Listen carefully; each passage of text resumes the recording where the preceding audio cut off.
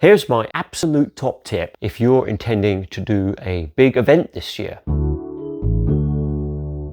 This is Bill Dawes, Sup Coach Online. If you've got an event coming up that's going to present a physical challenge, bigger, harder, longer than your normal routine, maybe we're talking about a long distance race, an endurance event, or perhaps simply your first big race or championships, then this is the best tip you're going to get. We're not just talking paddleboard events, it will apply just as well for your first half marathon, triathlon, multi-sport event, whatever. The tip seems super simple, but it's profoundly important. I call it my no surprises rule. Nothing at all must be new on race day. Everything, every detail must be familiar and practiced, because this is the most common mistake that people make. They train super hard, they're physically really well prepared, but then they change something for race day, or they do something different, and they pay the price. Here are some classic examples. Equipment. You buy new equipment for the event. You decide to get yourself a nice new paddle, or you decide to shorten your existing paddle, or add some non-slip to the shaft, or something like that just before the event. Do not do this. You and your body must be absolutely familiar with your equipment, and it all needs to be thoroughly tested and proven. We're not talking about just a quick test paddle, but a proper long duration test to check it works okay. Otherwise, you will get caught out. I encounter this all the time when I'm coaching people and they're telling me their war stories from events. That lovely new paddle turned out to have a slightly different blade size, or the shaft was of a different stiffness to what your body was used to. The length change in the paddle seemed fine at the start, but then started hurting your back after a few kilometers.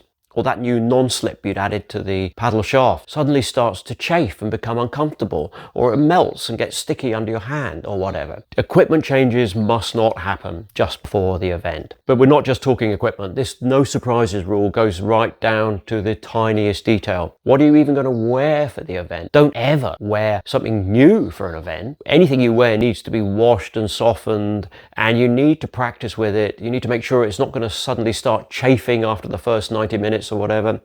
I've been caught out with this myself. In the last half marathon I ran, I broke my own golden rule, and I changed wearing the race vest from my local athletics club rather than my usual loose running t-shirt.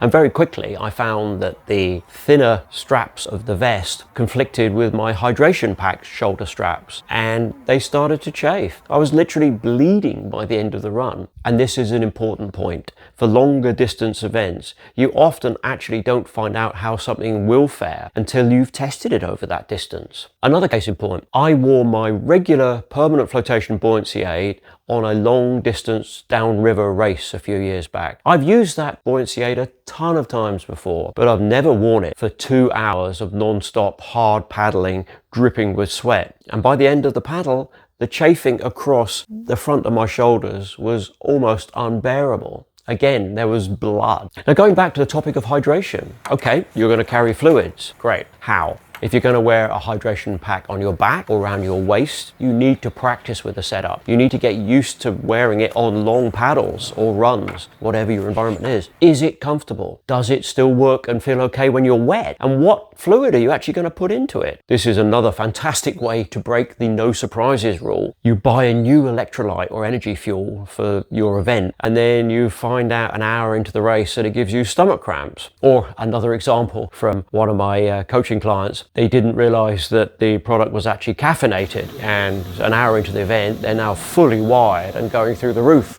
full caffeine shakes because they're not used to strong coffee. The same with energy gels. Don't use any gel you haven't tried before. And on the subject of nutrition, here's another classic opportunity to give yourself an unwanted surprise. So race events often start early. Now, if you normally have breakfast at 8 o'clock, but on race day it's an early start, so you decide you're going to have a big carbo loading breakfast at 5 in the morning, your body is going to be saying, what the hell? It's totally unprepared for this, and it will not thank you. Everything you plan to eat and drink during the event, you should practice with beforehand at the same time of day. The best thing you can do for an event is do a full dress rehearsal. Do one 4 weeks out and do one 2 weeks out before the event. Get up at the same time as you will on the event day, eat the same foods, use the same hydration products, cover a similar distance in the same clothes and using the same gear. See how it all works out. Trying it at least 4 weeks beforehand will give you a chance to recover and fix if any of it goes wrong and it does injure you. Don't do this just a week before the event. There is such a temptation to make these little changes for event day. Tiny thing. You have this sudden brainwave. I know, instead of putting regular water in your hydration pack, you think I'll use chilled water instead, or I'll fill it full of ice, so it'll be really cold and more refreshing. But then what happens is your hydration pack is dripping with condensation, which soaks through your t-shirt and shorts, and actually the cold water gives you throat burn.